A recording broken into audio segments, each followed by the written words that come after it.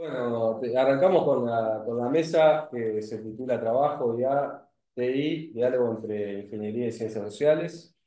Bueno, vamos a tener tres presentaciones. Después, si hay tiempo, yo traje alguna cosita más también sobre alguna cosa que estamos haciendo en la Facultad de Ingeniería, en esta intersección de ciencias sociales e ingeniería. Pero bueno, el plato fuerte, y por lo que estamos acá, es para escuchar a ellos, que bueno, que la voy a presentar en el orden en el cual serían las presentaciones. Vamos a arrancando la presentación de Mariela Quiñones, que bueno, que es profesora titular del Departamento de Sociología de la Facultad de Sociales.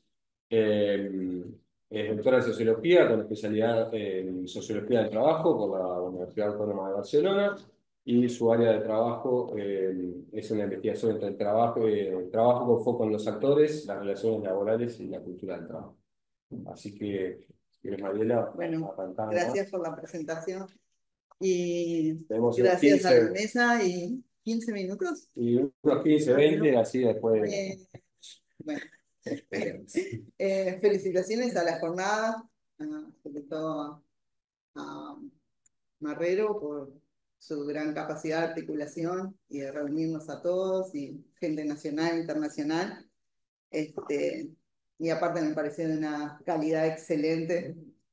Este, bueno. Eh,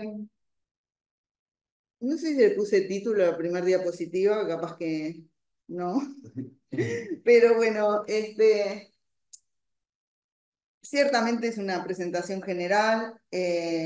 Mi especialidad es sociología del trabajo, entonces, bueno, siempre es una oportunidad para reflexionar acerca del trabajo, y sobre todo, bueno, decirle a la gente por qué estamos reflexionando sobre el trabajo. El trabajo normalmente, desde la academia se lo considera una construcción social histórica, entonces no siempre está claro qué es trabajar y qué es trabajar en cualquier sociedad, por lo menos en el capitalismo donde nos estamos ubicando ahora. Es una noción en disputa, digamos. Entonces, es casi una obligación del sociólogo observar todos los cambios estructurales que vienen aconteciendo en nuestras sociedades y cómo esos cambios estructurales están modificando la noción de trabajo.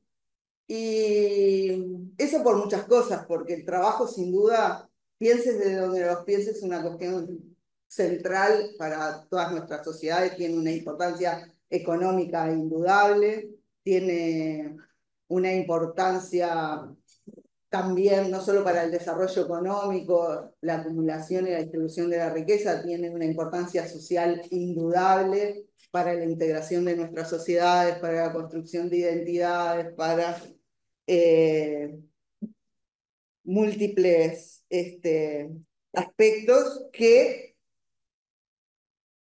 hacen que nosotros no solo estemos interesados en el trabajo, sino que lo hagamos desde una perspectiva de esperar que el trabajo sea abordado desde una posición de justicia y de que genere condiciones lo más justas posibles.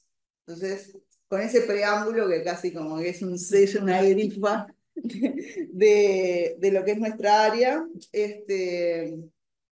preparé un poco una reflexión sobre el trabajo que tiene que desembocar en el trabajo plataformizado, pero bueno, como digo, que es una construcción social histórica. La primera diapositiva, bueno, esa era un poco esto que hablé, perdón. Y a modo de, como lo hizo la última compañera, eh, adopté una perspectiva histórica que ella fundamentó por qué era tan necesario. Y es necesaria porque estamos, bueno, en un mundo de transformaciones estructurales, que de repente no tenemos que ir muy lejos, pero sí tenemos que ir viendo cómo estas transformaciones han ido cambiando el capitalismo y que no empiezan ahora, que capaz que en la sociología podemos decir de que hubo un quiebre, que fue en el año 1997 cuando Manuel Castel publica varios tomos de una obra que se llama La Sociedad de la Información, eh, que no sé si recibió Es la obra más citada de la es la obra historia. más citada de todos los tiempos, dice María Julia, no lo dudo.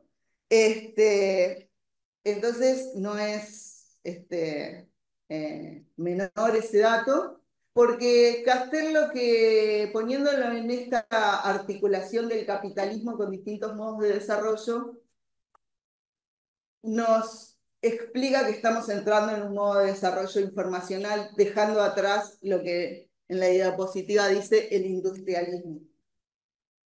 Y ese modo de desarrollo que se continúa y que tiene como muchísima incidencia en las formas de organización social y bueno, y en todos los aspectos que tratamos de desarrollar a través de la primera columna, un cuadro que sigue como varias páginas, eh, ejemplifica la capacidad que tiene de irse transformando a través de esas dimensiones, irse legitimando el capitalismo,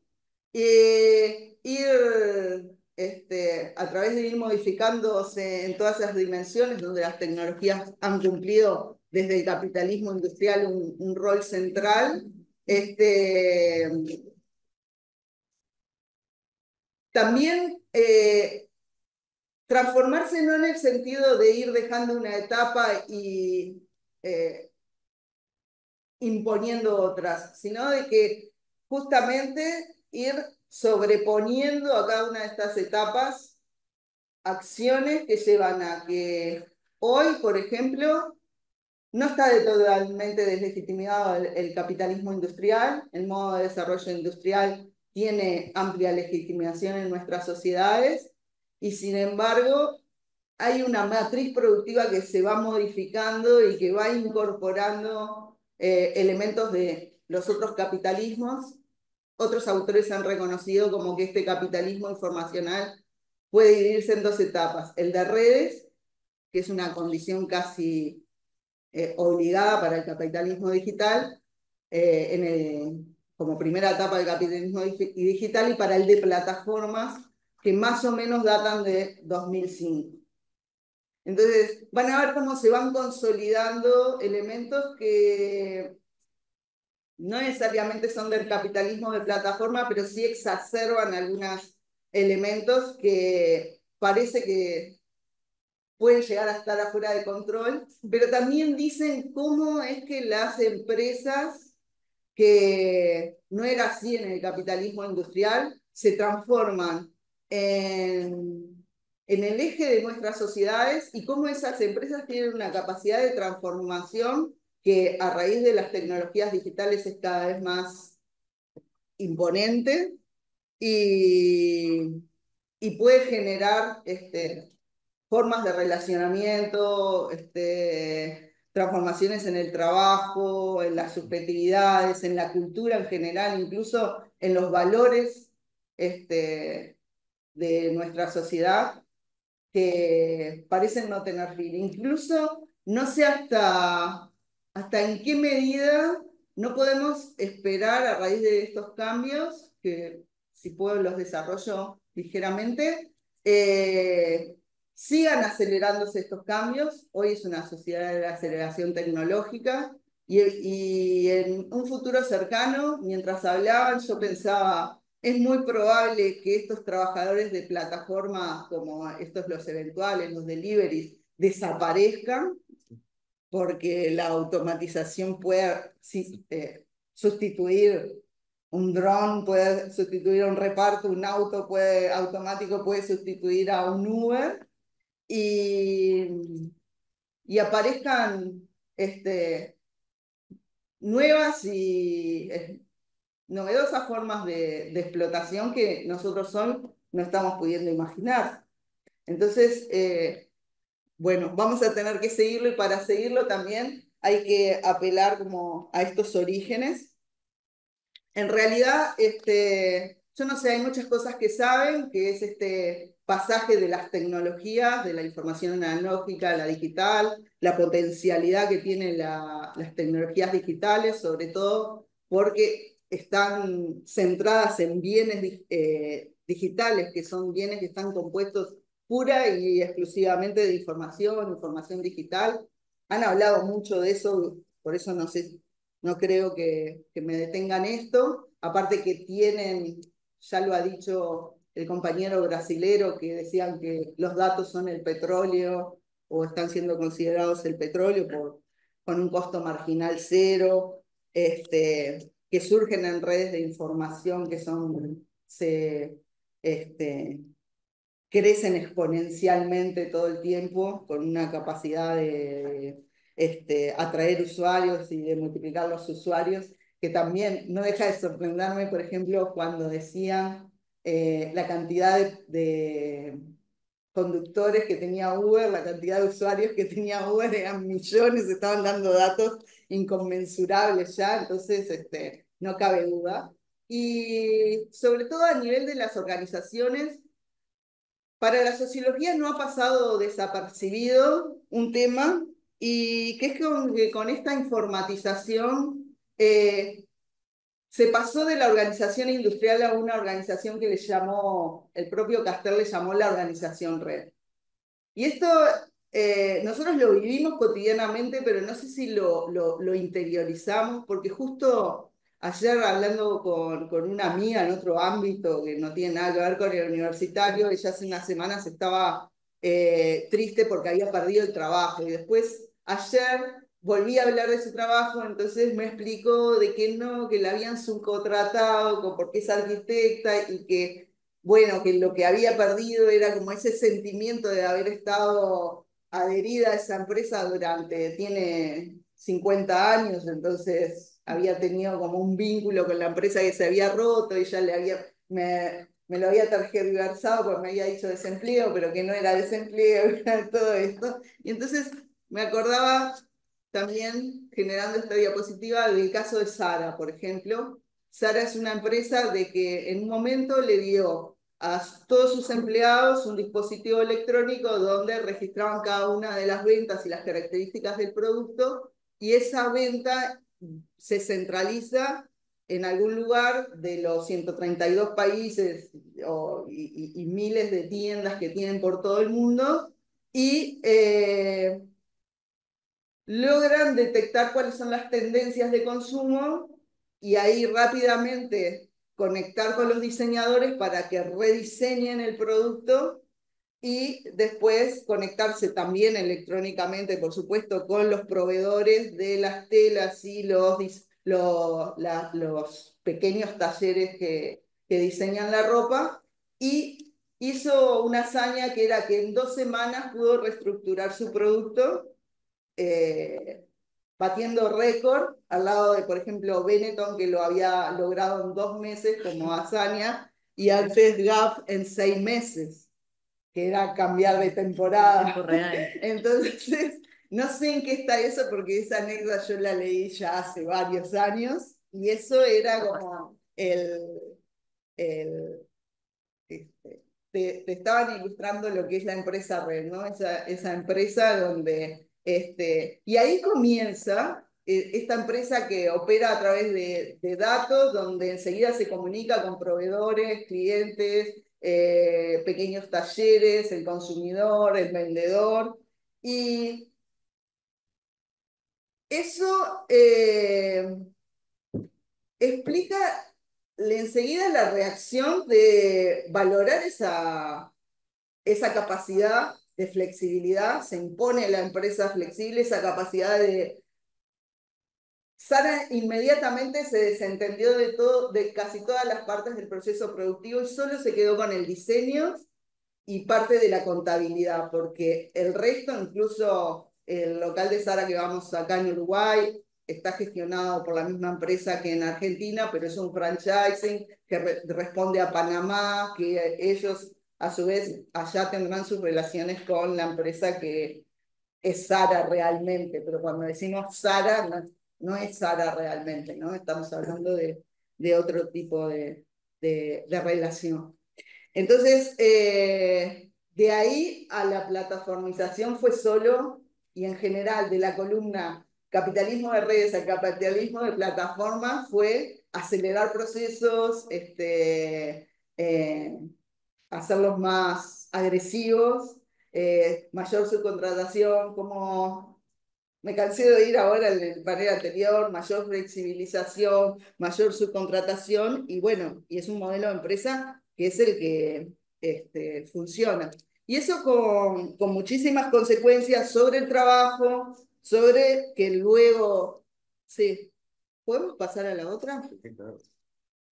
Sobre el trabajo, que sí, no hay duda que las tecnologías, como decía la compañera, ocupan un lugar central. El trabajo se volvió con la era informacional mucho más cognitivo, mucho más de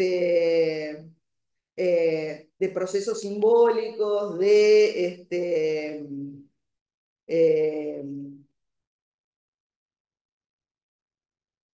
de procesos analíticos y con algunas sutilezas, porque, por ejemplo, cuando decimos que se vuelve más cognitivo, tiene que quedar claro que no es el conocimiento que se reproducía a través del trabajo industrial, por ejemplo, porque es un conocimiento que tiende a la invención, que tiende a la innovación, es un conocimiento que está visto desde una perspectiva construccionista, de la capacidad de responder a los imprevistos, es un conocimiento realmente que se basó en toda una literatura que es construccionista y dejó atrás el conocimiento que era el conocimiento que era replicable, que enseguida una empresa podía copiar a otra y que empezaron a darse cuenta de la capacidad elusiva que tenía ese conocimiento y el conocimiento mismo cambió de naturaleza, cambian los trabajos, se valoriza en ese sentido todo un staff de trabajadores cognitivos realmente y generan todo una segmentación del mercado de trabajo que deja fuera a otros trabajadores que no aportan valor en ese sentido de lo que se valora como conocimiento. Y entonces también todos estos procesos de reestructuración empresarial generan segmentación, aparte de tercerización, externalización, segmentación, y una fuerte subjetivación porque se empiezan como la gestión de recursos humanos profesionalizada antecede a la algorítmica y es la que también exalta ciertas características que tienen que ver con este tipo de producción donde el conocimiento es central y donde tenés que ser creativo y donde son esas las capacidades de los individuos que se valoran. Y todas las otras que no se valoran son el comunitariado, dirían Hart y Negri, ¿no? Y eso también se acelera y no es casualidad que esta misma gestión profesionalizada del trabajo hoy sea algoritmizada, que incluso muchas empresas prescinden de los propios gerentes de recursos humanos y hay autores que le llaman gestión deshumanizada a la gestión algorítmica. Con el mismo proceso así como acelerado a nivel de formas de automatización, que eso vamos a escuchar hoy con mucho gusto, ese tipo de transformaciones que nos interesan. Sabemos que ha habido un gradiente hacia la robotización móvil, hacia la inteligencia artificial, pero verdad que como sociólogos estamos bastante en pañales de comprender esos procesos. Y, y bueno, ¿qué más? Son procesos que abonan lo que se ha dicho hoy, ¿no? Una transformación de la subjetividad y de los valores, imponiéndose el valor de la autonomía, valores que se consuman en la plataformización y en esta etapa actual del capitalismo de plataforma. Entonces, como para ir cerrando, nosotros como sociólogos, la verdad que han sido muchísimas las problemáticas que han surgido, no solo nos dedicamos a comprender estos procesos, que sin duda, por eso los remarco, hay que comprenderlos y hay que comprender cómo se van imponiendo en esta capacidad de transformarse, de imponerse y de construir nociones en torno al trabajo y a los individuos que la verdad que es difícil de interpelar ya con la aceleración con que se ocurren, es difícil de interpelarlos con criterios de justicia social, nos llevan a una disputa permanente acerca de cómo estos procesos pueden darse con los mayores criterios de justicia. Nos lleva a preguntarnos acerca de cómo el sindicalismo incorpora esto y puede llegar a cambiar los sentidos que construyen los trabajadores hipersubjetivizados, hiperinoculados por estas tecnologías, ejemplos que vimos hoy trabajadores de plataformas de delivery que explotan a sus propios compañeros vendiéndoles las cuentas. Entonces, o sea, es una realidad como muy, muy desgastante. Lo que yo quería, como para no cerrar, bueno, por un lado, este esquema yo lo tomé de Zuckerfeld, pero no es un esquema que lo haya descrito tal cual él, pero bueno, me sirvió muchísimo que tuviera esta sistematización. De Zuckerfeld rescato una idea que me hizo pensar mucho porque realmente nosotros nos perdemos en esto de qué tipo de sectores. Y él lo que nos dice es, no tendríamos que estar pensando de que hoy hay un sector informacional que ya tiene una realidad por sí mismo, que no es de servicios porque trabaja en base a bienes informacionales, donde hay una élite. Nosotros muchas veces soslayamos los informáticos, que fueron el tema de la tesis de María Julia, pero tienen un poder de intervención impresionante, no solo las corporaciones, todos los sectores se ven atravesados por esto. Las unidades productivas hoy tienen como principales insumos y productos los bienes informacionales, sus principales medios y herramientas son las tecnologías, y ciertamente no los estamos captando a través de las estadísticas, no los estamos captando a través de la regulación, no lo está captando el sindicalismo como sector donde intervenir. Entonces estamos como muy enfrentados a una complejidad que nos desborda y en la que no tenemos mucha capacidad, más que de escribir, mucha capacidad de interpelarlos y de hacer propuestas innovadoras. Y lo segundo era decirte que hoy se mencionó algunas veces que no todo el trabajo de plataformas se realiza en trabajo de plataformas capitalistas. Y desde hace mucho tiempo, ya algunos de ustedes lo soslayaban, hay muchísimas posibilidades de, aceptando la realidad de las plataformas, poder entrar en las plataformas desde una manera que no sea de, como tal cual. Hoy domino la palabra precarizante, digamos. Entonces, espero bueno, que ese giro sea posible y que haya un futuro en las plataformas más allá de estas realidades. Muchas gracias.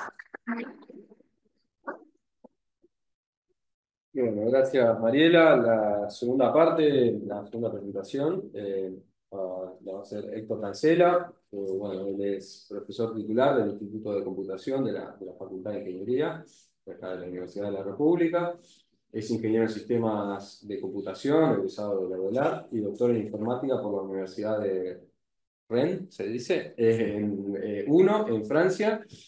Y su área de trabajo es la investigación de operaciones con foco en el uso de modelos de simulación y optimización para el apoyo a la toma de decisiones en aplicaciones reales. Y bueno, un poco la ponencia se titula Algoritmos, Optimización e Inteligencia Artificial, algunos conceptos básicos, donde nos va a estar comentando un poco este mundo un poco ajeno para algunos como yo. Muy bien. Acaba de compartirla ahí en el Zoom. Y está abierta ahí. A los de ingeniería no le podemos decir bien. En casa, en casa. No, o sea, acá se nota, ¿viste? Ah, cierto que... Casa de Herrero, Cuchillo, Ah, Palo. Perfecto. Seguimos con los colores. Sí. Qué tremendo. Pero en esta campaña política. Celular ahí que no. Está en el horno. Bueno, buenas tardes para todas, para todos. La verdad que gracias por la invitación para estar en la mesa y bueno, muy honrado de estar compartiendo aquí con ustedes. Creo que bueno, la jornada realmente era una instancia súper valiosa de encuentro y bueno, de alguna forma poder ir volcando desde distintos puntos de vista lo que tenemos para aportar. Lo mío es súper modesto. Ups, ahí vamos. Acá es la agenda de las cosas que quería comentar, algunos conceptos de base. Me voy a centrar un poquito en el tema, sobre todo de aprendizaje automático. No voy a estar hablando de todas las otras cosas que pueden ser interesantes, ¿no? Ni de los datos, la ciencia de datos, las redes, las plataformas, la automatización, yo qué sé, millones de otras cosas para hablar. Pero bueno, me voy a concentrar un poco aquí en los problemas que se ven ya, tanto desde un punto de vista técnico como realmente de los efectos que tienen de la aplicación que se está haciendo del aprendizaje automático en muchos ámbitos, y en particular en lo laboral. Y bueno, y un poquito una mini reflexión de niveles de acción al respecto.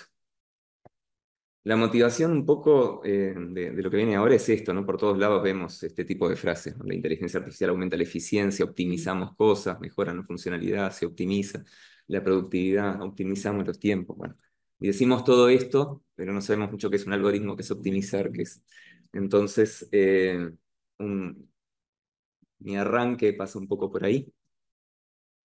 Algunas definiciones de base.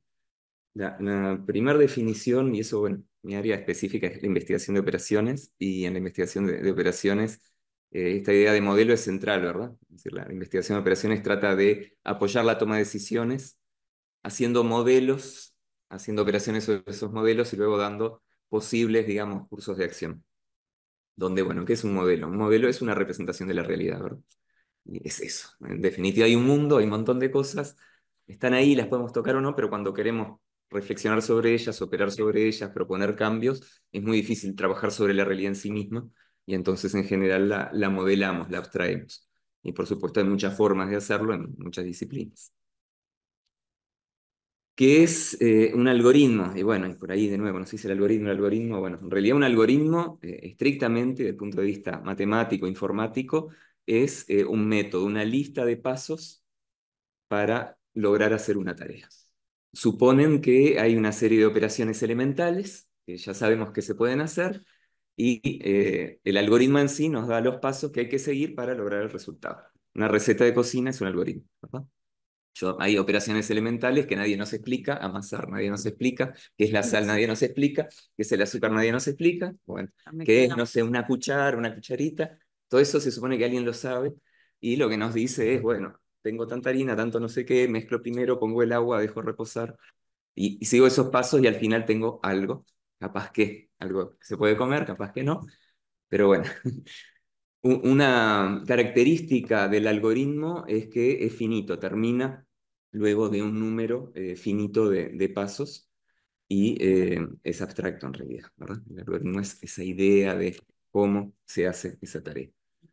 En particular, bueno, en computación hay muchísimos algoritmos para muchísimas tareas, ¿no? Hay algunos que, bueno, en la escuela nos enseñaron, ¿no? Algoritmos de cómo se suma, es un algoritmo, pero cómo ordeno cosas, tengo, no sé, 1000 números, cómo los ordeno, siguiendo ciertos pasos puedo terminar con los números ordenados.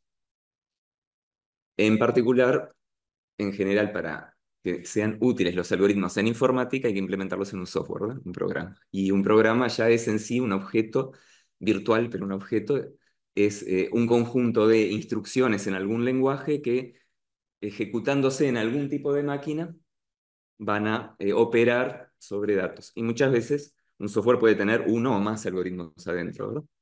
Pero el software en sí no es en sí mismo un algoritmo, digamos, y muchas veces no tiene la garantía o no cumple todas las especificaciones de un algoritmo. En el sentido que un software de repente puede no terminar, puede romperse, puede no dar el resultado que se esperaba, ¿verdad? En cambio, el algoritmo en abstracto siempre termina, siempre da el resultado correcto. En general, los softwares que usamos tienen adentro distintos algoritmos que digamos, o distintos métodos que implementan algoritmos para distintas tareas. Y esos métodos pueden ser en algunos casos exactos. Yo tengo una lista de números, la quiero ordenar, bueno, puedo tener un método que me va a dar la lista exactamente ordenada. ¿Sí? Pero muchas veces se usan otros métodos, no necesariamente exactos. Entonces voy a dar otro ejemplo. Supongamos que yo estoy acá y quiero saber cuál es la farmacia más cercana yendo en auto. Bueno, puedo tener un método exacto que, yendo a una base de datos, por ejemplo Google Maps, busque todas las farmacias, busque las distancias y me diga, esta es la que está más cerca. Pero muchas veces se usa no un método exacto, sino un aproximado. Un método aproximado, por ejemplo, es uno que me dice, bueno, yo te digo, esta farmacia está cerca y no hay ninguna, digamos, está hasta 1 kilómetro, no hay ninguna que esté a menos de 900 metros. Entonces es aproximado, porque no necesariamente me dio la más cerca, pero me da una garantía de que si hay otra más cerca, no va a ser a más de cierto error, cierto grado de error. Luego hay métodos de aproximación probabilista que nos dicen que, por ejemplo, con un 90% de probabilidad, el resultado va a estar a un 5% de error, o qué sé yo. Entonces, en este caso sería un método que de cada 10 veces que lo uso, la verdad siempre me va a decir, bueno, la farmacia más cercana es esta y no debería haber otra a menos de 100 metros más de distancia, pero una vez de cada 10 se equivoca y 9 de cada 10 veces está bien. Y finalmente tenemos las heurísticas, y una heurística es un método que nos da una respuesta que puede o no ser más o menos buena en relación a lo que me interesa. Y, por ejemplo, en este caso, una heurística es, por ejemplo, una bien fácil de ver es, abuelo de pájaro, ¿cuál es la farmacia más cercana? Entonces, eso me da una respuesta, me da una farmacia, en general va a estar más o menos cerca, pero no necesariamente es la que en auto, teniendo en cuenta las calles flechadas y todo lo demás, va a ser la que realmente esté más cerca. Y bueno. Esto viene a cuento, ya lo adelanto y después capaz que lo vuelvo a mechar, porque en realidad hoy en todo lo que es los métodos de aprendizaje automático, casi siempre lo que terminamos usando más bien son heurísticas. Es decir, son métodos que funcionan bien y que dan buenos resultados, pero que no tienen garantía de que es exacto, ni garantía de error, ni siquiera una garantía de que con cierta probabilidad tenemos cierto error. ¿Está bien? Y en realidad los algoritmos que usamos muchas veces son algoritmos que se entrenan sobre datos para implementar una heurística. Es decir, que está, no, digamos, ¿no? Es un método que sobre los datos que hay va a tratar de entrenar para llegar, y sí es un algoritmo porque termina en una cierta cantidad de pasos, pero no es que sea el algoritmo que implemente el método exacto de resolución de algo, sino que es un algoritmo que entrena una red que luego nos va a dar una respuesta heurística aproximada de lo que sería más o menos bueno. Una gran trampa, eso. Bueno, a veces es lo que se puede, fantástico esa idea de la heurística, ¿no? Viene del griego y de la eureka, encontré, me iluminé, sí, esta es una buena idea y no necesariamente tengo la garantía. Entonces, claro, la heurística es rápida, esa es la gran ventaja, mientras que el método exacto, dependiendo, los problemas simples puede ser rápido, pero en los problemas complejos un método exacto puede demandar mucho tiempo, mucho esfuerzo, mucho cómputo, mucha energía, no lo usamos, entonces usamos todo lo demás. ¿No? Bueno, bien, a ver, soy muy rápido y esto, así pasarlo de esta forma no queda. Bueno, sí, pero tengo miedo que se vaya el compartir pantalla. Entonces, Usar una heurística ahí, a ver qué da. sí, sí. Bueno, entonces, la otra cosa de la que quería comentar es un poco esto, ¿no? Justamente en relación a que queremos optimizar, queremos mejorar, queremos hacer las cosas más eficientes. Bueno, hay un concepto también matemático, informático de lo que es optimización. En particular hay modelos de optimización, formas de pensar en problemas del mundo y tratar de simplificarlos, de abstraerlos para lograr una solución óptima en algún sentido. Cuando se usan los modelos de optimización clásicos, en general hay 4 entidades en un modelo de optimización, lo que se llaman los parámetros. Los parámetros son como los datos de entrada, los datos fijos, los valores que tomo de la realidad. El segundo conjunto de entidades son las variables de decisión.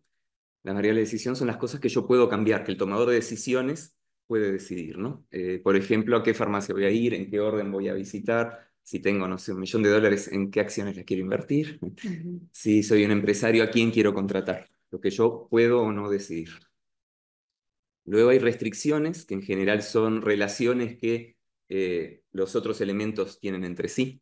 ¿Sí? Por ejemplo, no sé, yo tengo solo $1.000.000 para invertir, es una restricción, no puedo invertir más de 1.000.000. ¿Está bien? Yo, no sé, tengo que contratar gente, bueno, no puedo contratar más de cierta cantidad o menos de cierta cantidad por las tareas que tengo que realizar. Y finalmente la función objetivo o las funciones objetivo, que son aquellas que nos guían en la búsqueda de la solución, ¿no? Por ejemplo, en esto, yo quiero ir a comprar una farmacia, mi variable de decisión es a qué farmacia voy, y mi función objetivo es que sea la que está más cerca. Claramente eso cambia la solución, ¿verdad? Si yo quiero ir a la más cerca, voy a ir a una cierta farmacia, si quiero ir a la más barata, voy a ir a otra, si quiero sumar más puntos, voy a ir bueno, la red que yo tenga la tarjeta de puntos. Este tipo de modelos de optimización, en realidad, acá en Uruguay capaz no tanto, pero en el mundo ya hace muchos años, muchas décadas ya, que se venían usando y que tenían su efecto a nivel laboral, ¿no? Y bueno, un ejemplo bien sencillo, bien clásico, es este de asignación de tareas. Yo tengo un conjunto de tareas que quiero hacer, tengo un conjunto de personas contratadas, bueno, ¿a qué persona le doy cada tarea? Y esos son conjuntos de base, que son parte de los parámetros.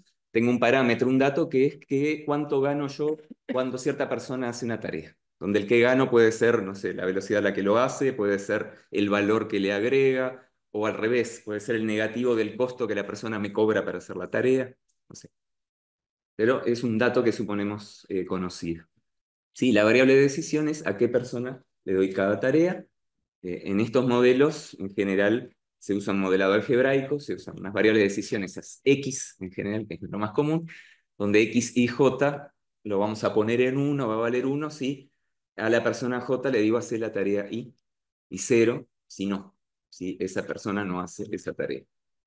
Y voy a poder formalizar, modelar una función objetivo, maximizar el beneficio.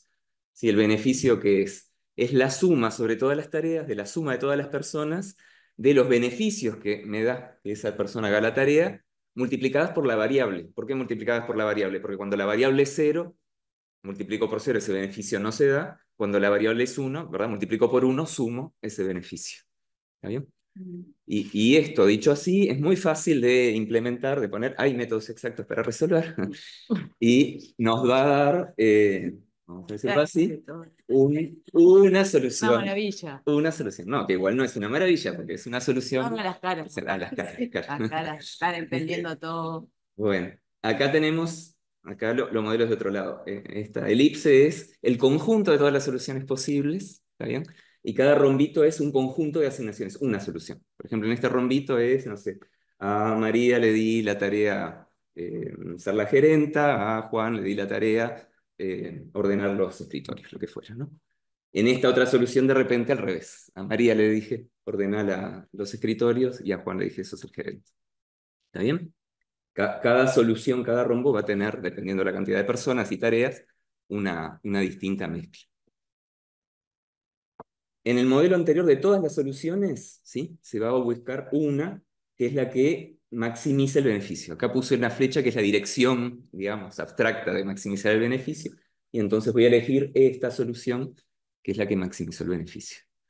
Con la formulación que puse antes, dije que tenía que repartir las tareas entre las personas y maximizar el beneficio, pero no dije, por ejemplo, que una persona no podía tener más de una tarea o menos de una tarea. Entonces, claramente, de nuevo, ¿no? Esto es sesgado en cierto sentido. Lo bueno es que es sesgado de una forma que yo la puedo ver y analizar, porque puedo mirar el resultado, puedo entender qué es lo que modelé y qué es lo que dejé de modelar. Yo puedo darme cuenta, miro la solución, a esta persona le di todas las tareas y a otra no le di ninguna. Entonces, por ejemplo, puedo agregar una restricción y decir, bueno, que nadie tenga menos de cierta cantidad de tareas, ¿no? Que todo el mundo tenga un trabajo, que nadie quede vacío. Cosa que, por ejemplo, no nos pasa con los repartos, que hay gente que queda vacía. ¿Cómo se hace? Bueno, esto se agrega con una restricción. Una restricción es una condición matemática que achica el espacio de soluciones. Dice que hay soluciones que ya no me interesan, ¿verdad? a través de justamente esta relación. Por ejemplo, en este caso yo digo que para todo J, para cada persona, la suma de tareas que le asigno a esa persona, la suma en I de los XY, J, tiene que ser mayor o igual que NJ. Es decir, que nadie puede quedar con menos. Si NJ es 2 para todas las personas, nadie puede quedar con menos de 2 tareas. Si es 1, nadie puede quedar con menos de 1.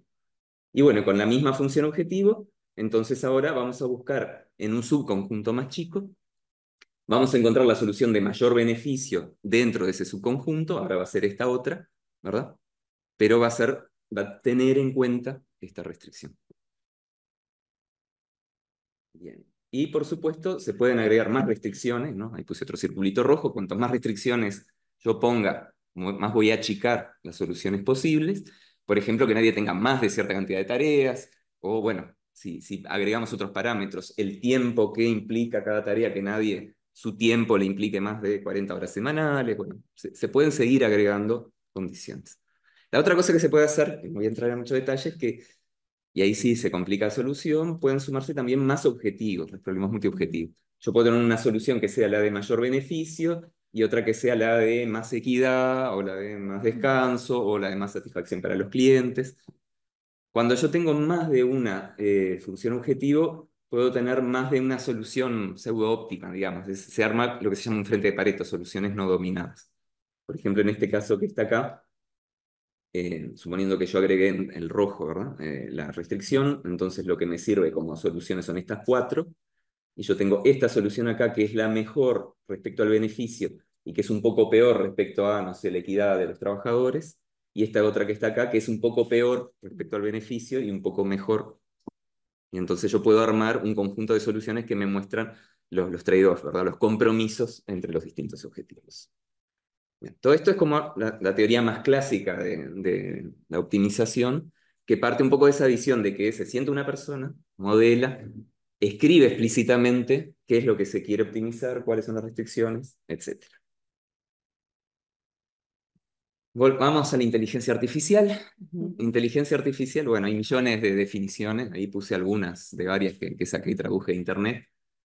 Primero, una tecnología que permite que las computadoras simulen la inteligencia humana y las capacidades humanas, pero bueno, hay un problema que nadie sabe bien, que es la inteligencia humana. La ciencia y la ingeniería para construir máquinas inteligentes, y nadie sabe bien lo que es inteligencia, es recursivo, ¿no? Inteligencia artificial es la ingeniería para construir máquinas inteligentes, gracias.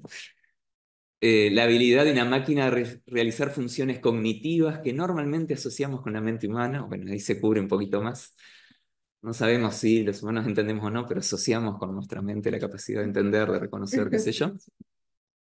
Un sistema artificial diseñado para actuar racionalmente, bueno, fuerte, incluyendo un agente de software sí.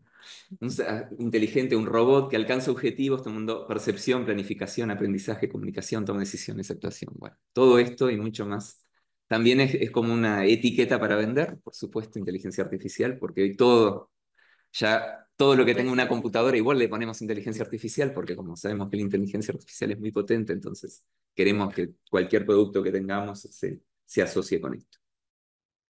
Y bueno, después dale, metemos ahí, yendo a lo que es académicamente la inteligencia artificial, las disciplinas que realmente hoy se desarrollan.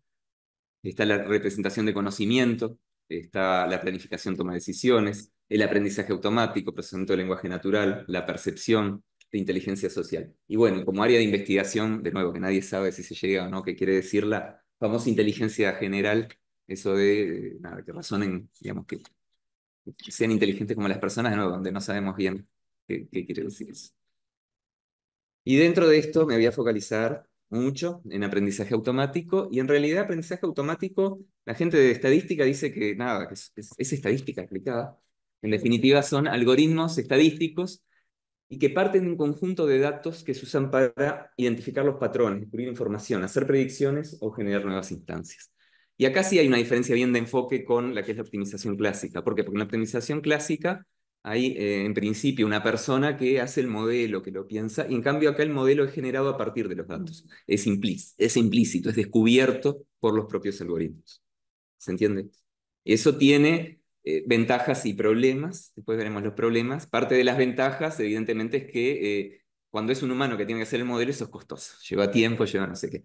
Y a veces además, bueno, ¿en base a qué hacemos el modelo? Al conocimiento de las personas, bueno, hay que hacer entrevistas. El partir de los datos, hoy, que hay muchos datos, eso se habló ya bastante, es menos costoso. Es decir, yo tengo los datos y los autoorganizo, y de ahí encuentro los patrones. Eso implica, ya no voy a entrar en detalle por los tiempos, ¿no? Una etapa de entrenamiento, validación, testeo, y luego recién la inferencia, el uso. Hay tres grandes técnicas para hacer el aprendizaje automático: supervisado, no supervisado, por refuerzo. Muy rápido. No, vale. Bueno, ahí vamos. Hay margen. Bien. De todas formas, digo, está muy rápido yendo a eso, porque me parece que es interesante. En el aprendizaje supervisado, esencialmente, lo que es partir un conjunto de datos etiquetados, es decir, que alguien ya le puso información. Vamos a dar otro ejemplo. Supongamos que tenemos una base de datos de imágenes. En un aprendizaje supervisado, hay personas que pusieron: este es un gato, este es un perro, acá hay una jirafa, y entonces se le da a los algoritmos esos datos con las etiquetas, y el algoritmo aprende por los ejemplos, ¿no? Genera su propio modelo de cuáles son las imágenes de gatos, pero porque alguien le dijo que eso era o no un gato. En el no supervisado, simplemente le damos un conjunto de datos y le decimos autoorganizarlo. Entonces le damos un montón de imágenes y decimos, bueno, trata de hacer grupos de imágenes que sean parecidas entre sí. Y a veces ni siquiera le decimos cuántos grupos de cosas hay. Y entonces se espera que agrupe cosas que son parecidas entre sí porque son gatos, o cosas que son parecidas entre sí que son perros. No sabe, porque el computador no sabe nada, digamos. Simplemente va a haber un conjunto de imágenes que le pareció que eran más o menos similares, y que después, si las mira un humano, va a decir: ah, sí, mira, todas las que eligió son casi todas gatos y hay algún tigre mezclado. Ah, sí, acá son casi todas perros y se puso un ternero. ¿Está?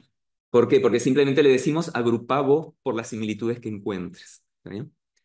Y luego el aprendizaje por refuerzo es más en contextos de interacción con el entorno. Entonces, donde le decimos: toma los datos, clasificase una decisión y fíjate qué resultado te dio, y en base a eso mejora tu decisión futura, ¿no? Entonces, no sé, por decir algo, en esto de las imágenes, aunque en las imágenes no se usa tanto, supongamos que le decimos, bueno, mm, alguien te pone la cara, ¿no?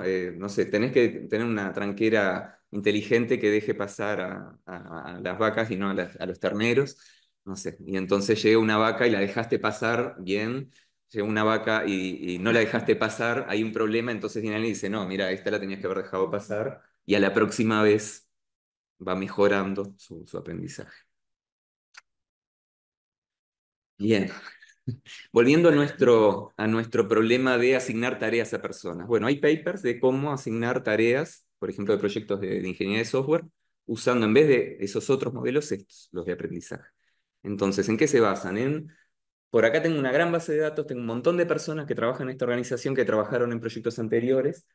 Sé las tareas que les asigné, las características de las tareas, de la de desarrollo, de la de testeo, de la de no sé qué. Sé de las personas de qué país son, ¿no? Una organización internacional, si hombre o mujer, en qué trabajó antes, cuántos años de experiencia. Y miro cómo se asignó hacia atrás para decir, bueno, ¿cuál es la buena asignación, basado en la idea de que esas asignaciones viejas eran buenas y me van a ayudar a predecir cuáles son las asignaciones buenas de futuro? ¿Qué factores, o incluso, bueno, en un caso puedo tener algún dato de esta asignación resultó mejor o peor, digamos? ¿Está bien? Entonces, va lo mismo que lo anterior, ¿ah? Es decir, a tales personas le doy tales tareas. ¿Está bien? Hay una variable de decisión que es un poco como la anterior, aunque es implícita, que es: a esta persona le doy esta tarea o no le doy. Pero no hay restricciones claras y no hay una función objetivo clara también. ¿Se entiende? Hay una función objetiva un poco implícita, que es acercarme a lo que las asignaciones viejas dieron, ¿no? Y genera un modelo y genera una solución que tampoco es demasiado explicable, porque en realidad ¿no? Tengo una nueva tarea y le voy a dar a esta persona porque si miro las asignaciones anteriores, digamos, supongo que con los criterios que las asignaciones anteriores se hicieron, esta persona sería la que calzaría mejor con esta tarea futura. Claro, es fantástico porque no requiere que nadie se siente, que nadie modele, que nadie nada. Hay un montón de datos, hay algoritmos, de nuevo, de aprendizaje que están ahí, los uso, pruebo varias cosas, digo, este es el que se ajusta mejor y dio resultados. ¿Qué problema genera? Bueno, primero que nadie puede explicar mucho por qué. Porque los datos los corrimos, no sé qué, y bueno, si alguien dice, ¿y por qué no me diste esta tarea? ¿Por qué si me la diste? No sé, porque el algoritmo lo dijo. Hay sesgos, puede haber sesgos del algoritmo y puede haber sesgos de los datos. En este paper mismo lo discuten, dice, bueno, hay subrepresentación, de repente, no sé, hay pocas mujeres que se le dio esta tarea de gerencia general del proyecto y como nunca se le dio en el pasado, nunca se le va a dar en el futuro, ¿no? Nada, o puede haber, a veces, bueno, esto ya es más técnico, es sobreentrenamiento, lo hago muy, muy justo a lo que fue la asignación pasada y no generaliza bien a futuro otros cambios, ¿sí? O lo hago muy general y cualquier persona puede ir a cualquier tarea y entonces realmente tampoco estoy capturando que era una buena asignación. Por supuesto que puede diluir la responsabilidad. No, yo qué sé, yo no soy yo el gerente el que te di esa tarea, el algoritmo lo dijo, no sé, por algo será. Y no tiene en cuenta que las personas evolucionan, aprenden, cambian, ¿no? Es decir, lo que hizo en el pasado no es una mezcla del futuro. No hay ninguna noción de equidad. Yo qué sé, si en el pasado había alguien que asignaba y que a sus amigos le daba las tareas más lindas, o que no le gustaba a los que vivían en la India y no les los ponía en la peor tarea, esto va a reproducir exactamente esos mismos sesgos. Y va a ser difícil de encontrar o de interpretar el porqué. De nuevo, no se va a dejar de usar, porque es fácil, de rápido, por no sé qué, pero aparecen en la práctica todas estas cosas que son bastante intrínsecas en realidad a estos métodos, por esa forma, digamos, que justamente parte de los propios datos en lugar de un modelo más conceptual. Después, bueno, todo esto se sabe y por supuesto entonces surgen, por un lado, de investigación, intentos de mejora y por otro, bueno, también intentos, digamos, de limpiar la imagen o de decir esto nos preocupa y lo queremos tener en cuenta. Las dos cosas están, digo, por un lado hay investigación genuina, mucha gente que está trabajando en buscar romper estos problemas. En el tema de los sesgos, tanto algorítmicos como de datos, bueno, esto también, esa frase la saqué de ahí. Hay un montón de papers que muestran que este tipo de enfoques de inteligencia artificial amplifican los sesgos, ¿no? Y cuando un grupo está subrepresentado, tiene menos poder o ha sido marginado, en general, como estamos aprendiendo de los datos del pasado, estamos profundizando ese sesgo. Y ahí hay sí varios enfoques. Hay algún paper que dice que no hay una solución perfecta, universal, es decir, no hay una manera de garantizar que no haya ningún sesgo. Hay medidas para, ¿no? Por ejemplo, ver datos subrepresentados, inventar datos que no existen, decir, bueno, ¿por qué nunca se asignó una mujer a la gerencia de un proyecto? Invento una. Corregir el sesgo por sesgo, ¿no? Exacto, exacto. Pero claro, hay un problema de sobrecorrección, exactamente cuál es el punto, porque al final estoy inventando datos, entonces si yo iba a partir de los datos, pero estoy inventando datos, bueno. En fin, está ahí. Después está todo el enfoque de inteligencia artificial explicable, ¿no? Es decir, y el explicable, bueno, que sea exacta, que sea trazable, que yo entienda cada paso, porque además muchas veces se encadenan, ¿no? Los algoritmos, las etapas. Entonces, ¿por qué una decisión se fue dando? Hay una línea muy interesante ahora que es partir de estos métodos basados en datos y luego generar otros métodos más clásicos, otros modelos más clásicos, que sean muy similares, muy parecidos al que surgió de los datos. Entonces, modelo que se llama subrogado. Un modelo que es más conceptual, pero que da más o menos los mismos resultados que el que salió de los datos, o los mismos, si se puede. Entonces, uno puede explicar la decisión, la asignación, en base al modelo más conceptual, si en el modelo más conceptual surgió desde el modelo basado en datos.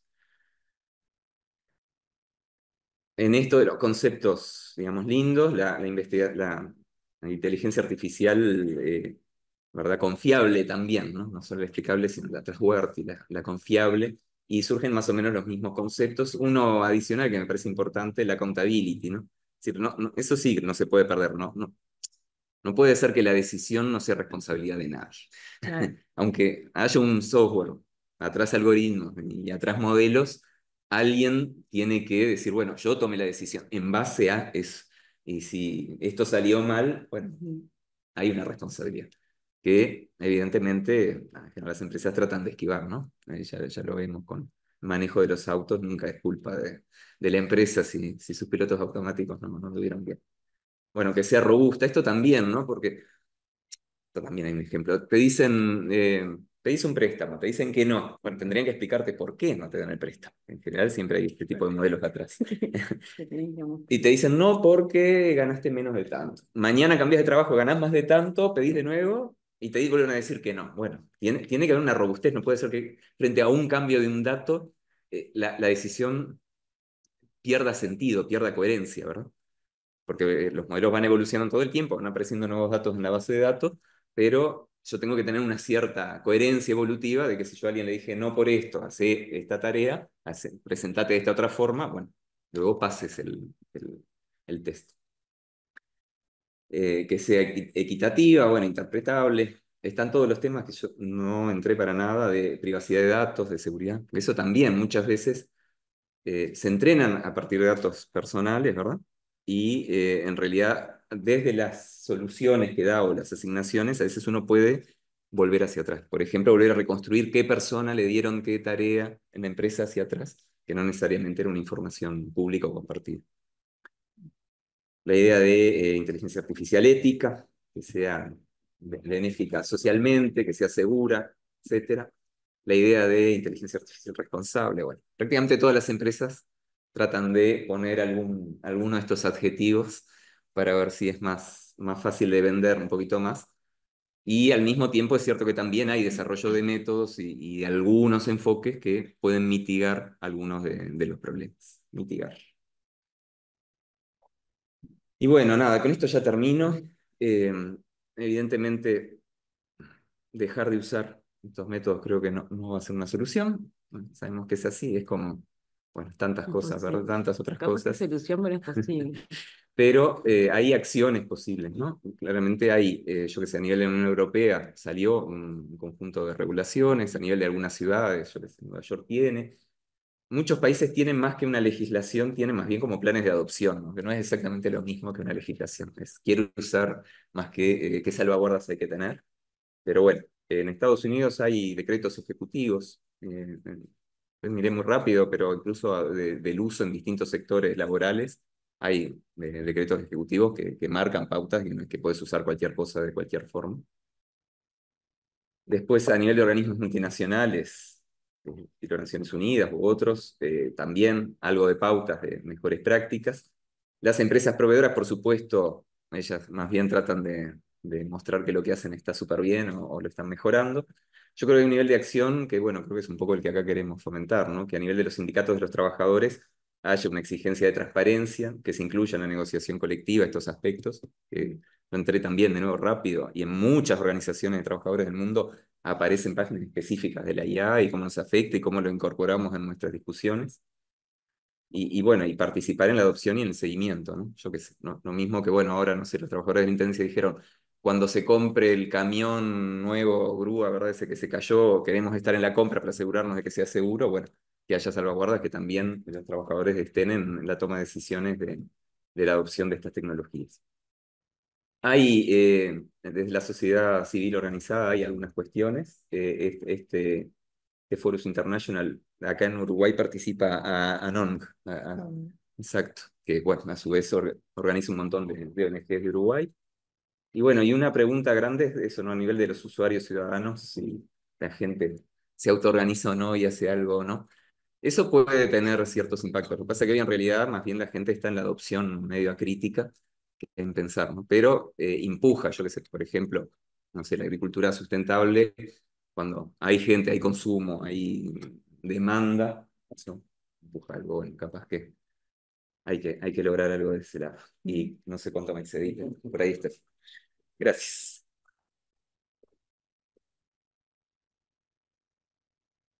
Bueno, muchas gracias, Héctor. Bueno, vamos al cierre de la mesa.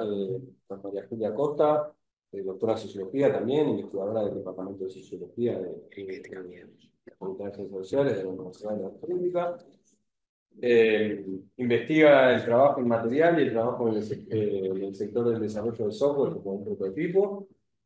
Y bueno, y ahora nos va a comentar un poco esta idea del trabajo basado en sistemas digitales avanzados en Uruguay, indicadores interrogantes, y bueno, un poco sobre herramientas generativas. Bueno, Bueno, tampoco esperes tanto, pero no, bueno. a ver, ya me entusiasmé, así que Bueno, muy bien. Bueno, muchas gracias por esta invitación. La verdad es que me sumo a las felicitaciones por la organización de las jornadas y obviamente el placer de estar acá escuchando, que la verdad es que quedé un poco revuelta de todas las... No sé qué me di, aviso, porque después de todo esto, no sé qué me di.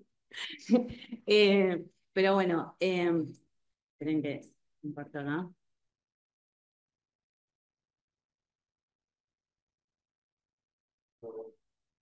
Bueno, la idea de mi presentación es justamente, como la idea más general es destacar la importancia de impulsar la generación de conocimientos sobre el trabajo basado en sistemas digitales avanzados en Uruguay.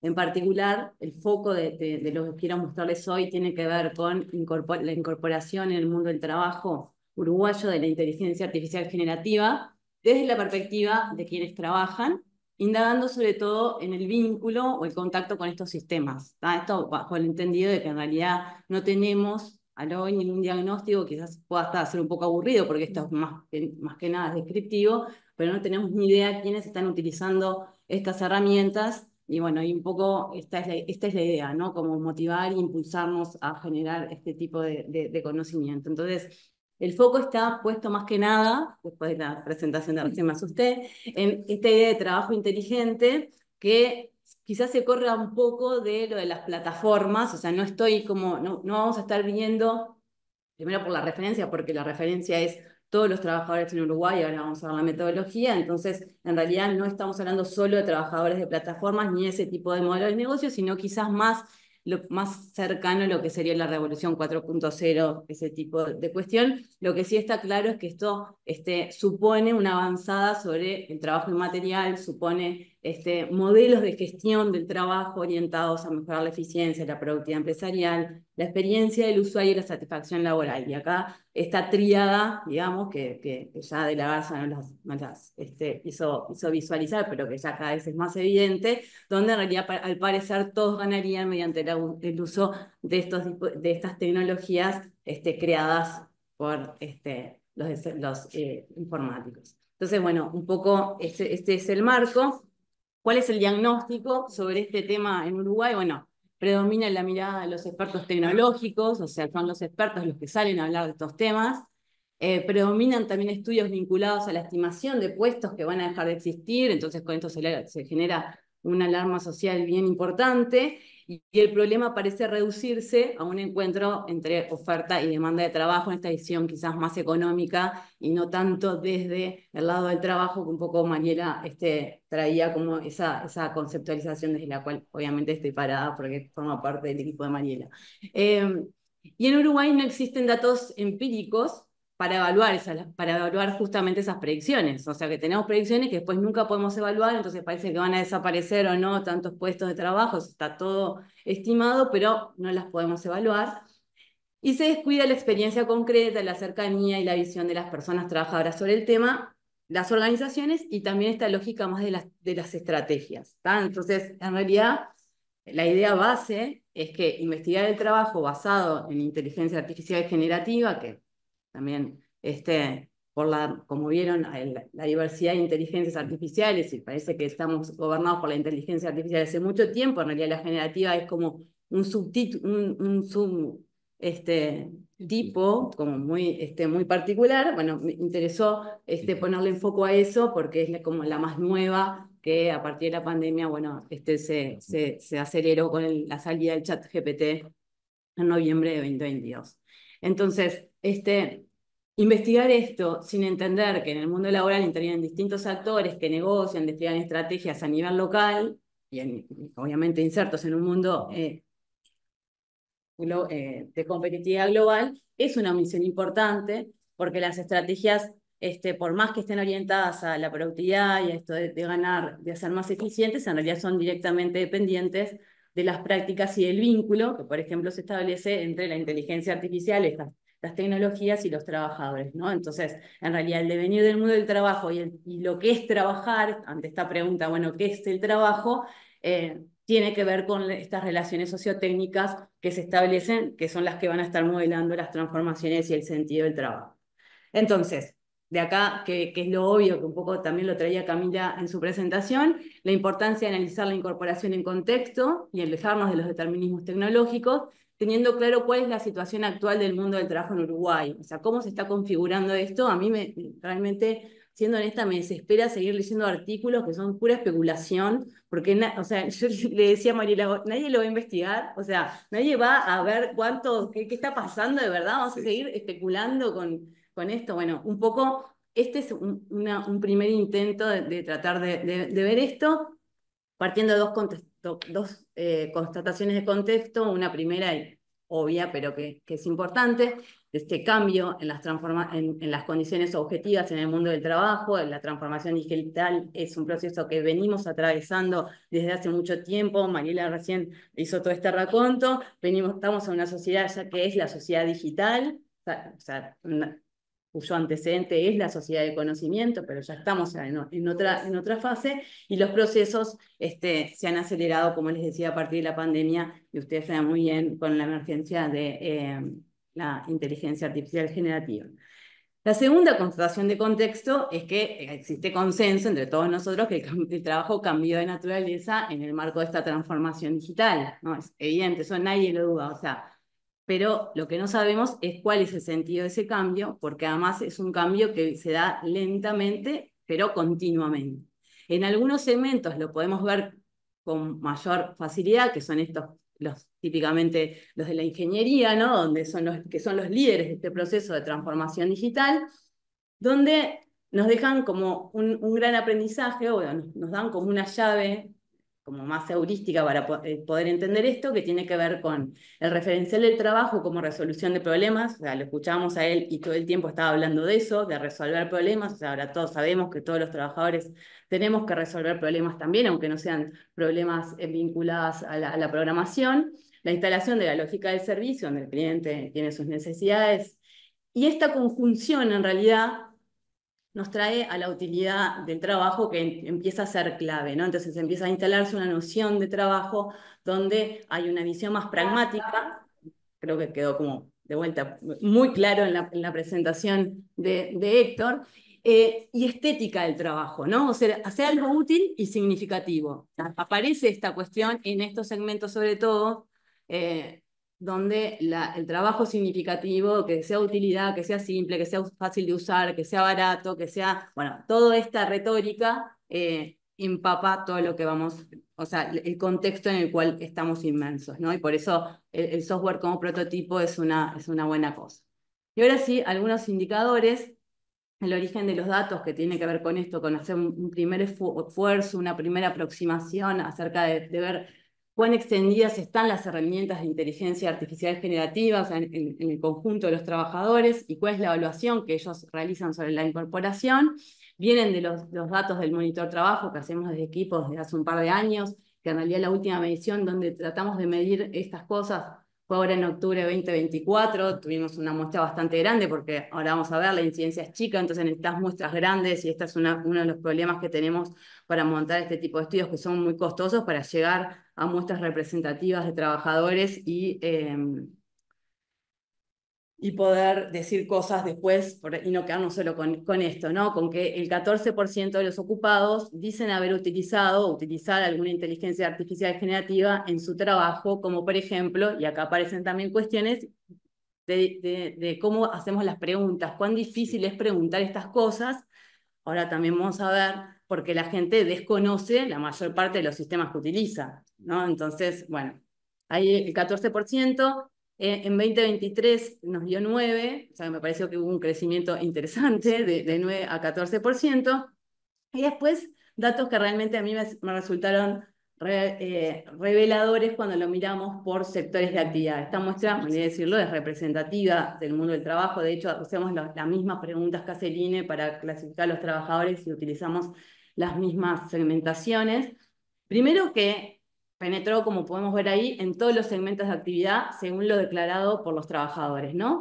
Y sobre todo en enseñanza, el 42% de quienes trabajan en ese sector dicen utilizar o haber utilizado inteligencias artificiales generativas, y también quienes trabajan en las áreas de actividades financieras, profesionales y científico-técnicas. Quizás no llama la atención esto, pero sí, o sea, porque sabemos por el tipo de tecnología de la que se trata, y ahora vamos a ver unas cuestiones más precisas de cómo tenemos que utilizarlas. Bueno, es evidente que los trabajadores de mayor nivel educativo tienen más posibilidades de su uso, ¿no? Pero esto es un primer dato. Si por otra parte miramos el uso de esta tecnología según género y edad, también vemos cosas que capaz que nos sorprenden mucho, pero siempre está bueno ponerles números. La incidencia que tienen los jóvenes, o sea, son los trabajadores jóvenes menores de 29 años quienes más utilizan estas tecnologías. Si observan, ahí tenemos de 30 a 39, 40 a 49, 50 y más años, utilizan bastante en menor proporción.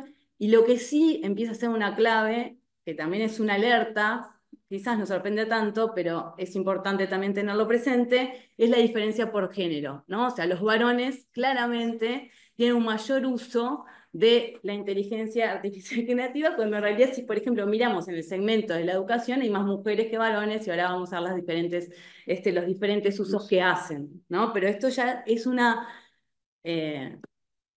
alerta que me parece que nos habla de cómo se está configurando esto en nuestro país.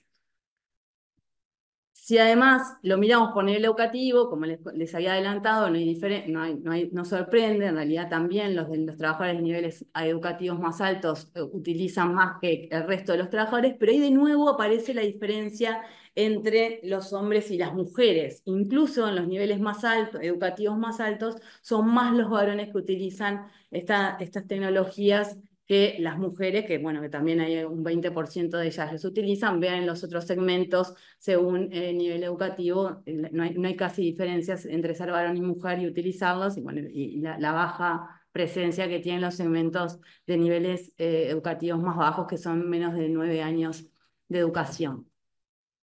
Les preguntábamos también para qué habían utilizado la inteligencia artificial generativa, y ahí de solo los 4 segmentos donde había más incidencia. Obviamente hay un uso vinculado a todo lo que tiene que ver con la redacción de textos, con número limitado de palabras, tener una conversación con preguntas y respuestas, escribir diferentes tipos de textos creativos. No sé por qué miro ahí si lo tengo acá, pero no es la deformación. Y ven las diferencias por sectores, ¿no? Las actividades financieras, profesionales y científico-técnicas son quienes en mayor proporción que el resto de los segmentos lo utilizan para redactar textos con número limitado de palabras. En el caso de la enseñanza, me llamaba la atención el 12% que decía para automatizar tareas repetitivas que se hacen de forma manual. No sé si eso tendrá que ver con las correcciones o qué, pero bueno, es interesante también ver toda esa dimensión. Las traducciones, el peso que tiene la traducción, por ejemplo, en las actividades financieras, profesionales y científico-técnicas, 11%. Las diferencias entre hombres y mujeres, las mujeres preguntándole a la inteligencia artificial temas vinculados más a la explicación con determinado tema, ¿no? Que es interesante porque eso no pasa en el caso de los varones, que tienen ahí un 14% que habla de que la utiliza para todo tipo de tareas relacionadas con el lenguaje. Bueno, es también elocuente ver los diferentes usos que tiene esto. Y un último indicador sobre uso fue que, como no nos bastaba con quedarnos solamente con la inteligencia artificial generativa, también quisimos preguntar algo más vinculado a la automatización y a esto de los sistemas digitales avanzados, sabiendo que íbamos a patinar. Pero bueno, igual hicimos ahí el esfuerzo. Le preguntamos concretamente si habían utilizado o interactuado con algún sistema digital que tomara decisiones de manera automática, como por ejemplo herramientas que asignaran tareas, programas que determinaran horarios de trabajo. O sea, esto ustedes saben, tenés que ponerle a la gente en contexto y ponerle un ejemplo para que pueda ubicarse más o menos en qué es. No quiere decir que todos sean seleccionadores o gerentes de recursos humanos, ¿no? Y ahí, algo muy importante que es que hay más desconocedores del tipo de sistemas que quienes lo usan. Ese es el primer hallazgo que me parece muy relevante. El 15% dice no lo sé, no tengo del todo claro qué son este tipo de sistemas. Un 11% dice haber interactuado o utilizar este tipo de tecnología, y vean las diferencias por nivel socioeconómico, nivel educativo. Hay, sobre todo las mujeres de niveles educativos más bajos, tienen mayor desconocimiento. Hay un desconocimiento en torno a este tipo de sistemas que pueden estar más vinculados también a los mecanismos de control. O sea, y un poco me parece que va como en esta línea que comentaban recién, de no ser consciente de que me están controlando, ¿no? Si no sé qué son, capaz lo tengo instalado, ¿no? Bueno, a mí me parece que acá hay llaves que pueden ser relevantes. En el caso, de vuelta pasa lo mismo, los varones de niveles educativos más altos son los que más usan y además son los que menos desconocen, o sea, son más cercanos a todo este tema. Ya sí, el último indicador, lo juro, la evaluación de la afectación de la inteligencia artificial en el trabajo en un futuro próximo. También he estado en esto de conocer cuál es el vínculo que se establece con estas tecnologías, ver que si ven positivo o negativo, digamos, la potenciación, y como pueden ver ahí, la evaluación es heterogénea en el conjunto de los trabajadores, más allá de que la utilicen o no. Un 30% no sabe, o sea, desconoce si esto va a tener impacto en su trabajo. Hay casi un 20% que dice que no tendrá impacto y casi un 35% que dice que va a ser algo positivo, ¿no? O sea, tenés claramente los que sienten que va a ser una potenciación, los que sienten que va a ser indiferente, y el desconocimiento. Y vean quiénes son los que, obviamente, se ven más potenciados y sienten que la inteligencia artificial generativa los va a potenciar. Bueno, los varones de nivel educativo alto, y esto también es bien contundente, ¿no? Bueno, ¿qué nos dicen estos datos? Preliminarmente, lo primero es que nos relativizan algunas afirmaciones que suelen escucharse respecto a la fuerza presencia, esto que les decía, ¿no? Todo es inteligencia artificial, la inteligencia artificial ya se instaló.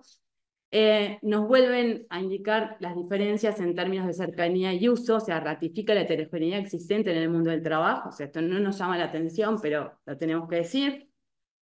Hay una fuerte segmentación cultural en esto de la apropiación y la potenciación que tiene esta tecnología, y las consecuencias de esto no van a ser inocuas. O sea, es evidente que están yendo a un ritmo más, no solo en la aceleración sino que están en una avanzada mucho mayor, que son los varones de niveles educativos altos respecto a todo el resto de los segmentos del mundo del trabajo.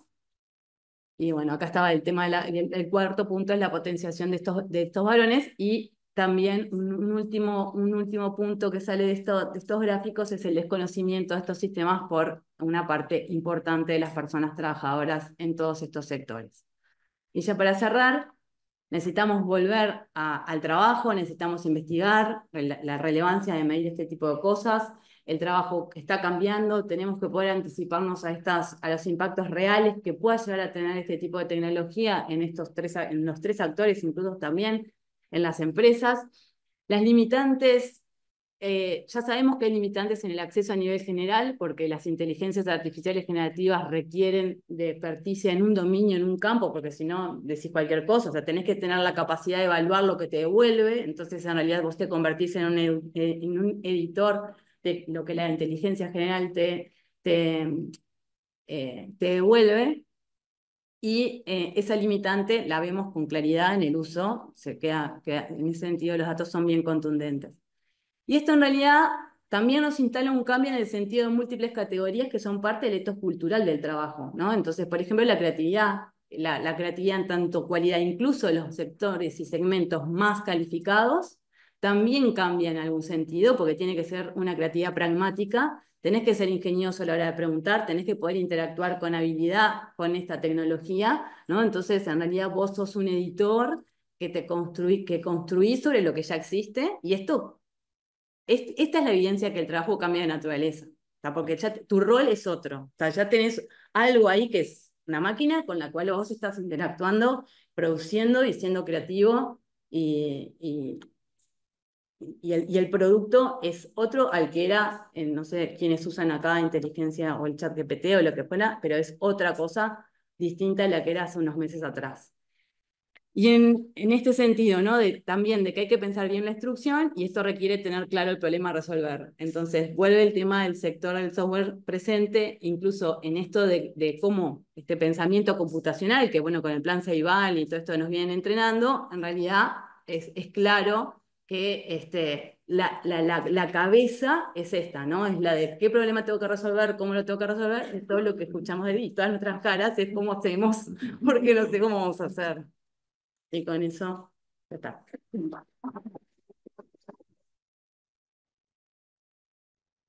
Bueno, gracias, María Julia, y además por estar ahí a tiempo, no como los otros. No. Bueno, no sé, abrimos preguntas, porque estamos medio justo de tiempo. Yo tenía alguna cosa también sobre alguna línea de investigación que tenemos ahí en facultad. Puedo tirar rápido si sirven para el Sí, debate y total, disparar total. algunos datos, pero bueno. Yo trabajo en la Facultad de Ingeniería, en el Departamento de Inserción Social del Ingeniero, un nombre bastante peculiar por lo menos, pero bueno, ahí trabajamos un poco cursos de ciencia, tecnología y sociedad y economía para todas las carreras de ingeniería. Bueno, en materia de investigación, que era un poco lo que iba a comentar, arrancamos este año ahí con financiamiento de la Comisión Sectorial de Investigación Científica, intentando hacer un mapeo de lo que llamamos el ecosistema de inteligencia artificial en Uruguay. Bueno, y ahí lo que nos propusimos es, bueno, identificar básicamente, para hacerlo corto, son tres subsistemas: un subsistema de conocimiento, un subsistema de regulación y un subsistema empresarial. Y en esta primera etapa lo que hicimos fue, dado que estos sectores como que son bastante nuevos, no se conocen, no tenemos información, es decir, no hay un directorio donde uno puede ir a consultar, y lo que hicimos fue pedirle a una lista de más de 250 personas que le enviamos una encuesta y le pedimos, bueno, referenciame a otras personas. Pero bueno, hicimos un poco de trampa y ya aprovechamos a sacarle un poco de información a esa gente. Y bueno, y algunas cositas que son cosas muy crudas, digamos, que todavía no están procesadas. Bueno, esto parte también de un diagnóstico más general de Uruguay como líder regional en temas de IA, no solo pensando en el uso, sino más bien este lado de la generación, digamos, ¿no? De su industria de software robusta, el crecimiento, etcétera, etcétera. Y bueno, y hay varios índices que dan cuenta del liderazgo de Uruguay en materia de inteligencia artificial, por sus recursos humanos o por sus trabajadores calificados, por su infraestructura tecnológica, bueno, por un montón de elementos.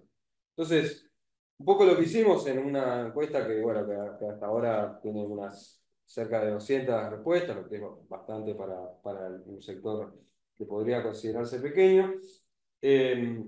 Bueno, algunas preguntas fueron, ¿cuál es el nivel de vinculación? ¿No? Le mandamos a gente diversa, digamos, también para capturar, digamos, algunas personas o instituciones que no estaban a priori, digamos, visibles. Y bueno, y ahí, entre nula y baja, digamos, era un 7% que declaraba no tener vinculación con los temas de IA. Después media, un 30%.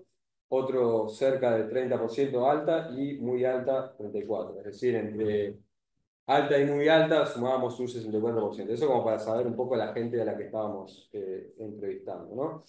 Después había un sesgo importante hacia lo que era el subsistema de conocimiento, de IA, que ahí, bueno, había muchas personas de la Universidad de la República, pero también de universidades privadas y de la UTEC. Y bueno, teníamos un 60% más o menos que estaba en su sistema de conocimiento. Esto también era autopercepción, ¿no? La gente se ubicaba, digamos, en una cajita. Un 30% del subsistema empresarial y un 10%, perdón, un 6% que se ubicaba en el tema regulatorio, y un 5% que se ubicaba en otro, ¿no? Pero bueno, un poco los datos una primera conclusión, ya les digo, es un trabajo que recién está comenzando. Tiene que ver, una primera cosa es, por ejemplo, cuando se le preguntaba, ¿no?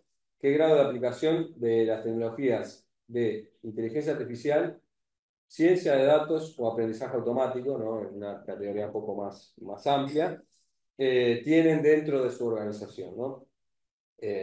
Recuerdo que básicamente teníamos empresas, universidades y la parte regulatoria más del Estado. Y bueno, y ahí nos decían que nula muy baja era un 2% que tenían dentro de la organización, baja un casi 16%, media un 25% y alta muy alta andaban los dos en el 30%. Es decir, entre media y muy alta había como un 85% que declaraba, digamos, tener aplicación de alguna de estas tecnologías, ¿no? De aprendizaje automático, ciencia de datos o inteligencia artificial. Y bueno, y en esto de tratar de saber un poco la parte, obviamente en lo que era académico había una presencia grande de la UELAR y en particular había dos de egresados de la UELAR, había dos carreras líderes, digamos, que era computación, ingeniería eléctrica, casi en partes iguales. Y en el sector empresarial, algunos de los datos que tenemos es que de las empresas, de las personas que relevamos en las empresas, un 60%, ese es el dato más, dentro de los, digamos, segmentos, ¿no? A qué se dedica la empresa, digamos, en este caso, empresas de software o vinculadas a la generación de software, el 60% se dedicaba a hacer soluciones a medida, ¿no? Lo que se llama en algunas clasificaciones, pero bueno, básicamente viene un cliente y yo, en función de lo que necesita, armo una solución.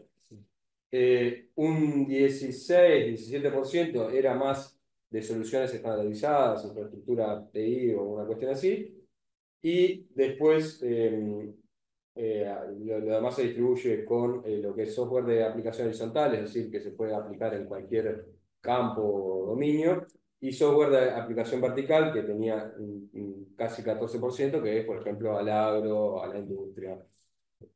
Bueno, esto básicamente eran los comentarios que tenía, como complementando un poco la contracara, digamos, de esto, tratando de reconstruir el universo desconocido, por si sirve un poco para el debate de ahora. No sé, preguntas, comentarios. Estamos en una situación compleja como suele suceder cuando uno programa que se nos aplican los tiempos. Tenemos a los compañeros de México para la próxima mesa. Perfecto. No aplaudimos, pero estuvo. Pero Claro.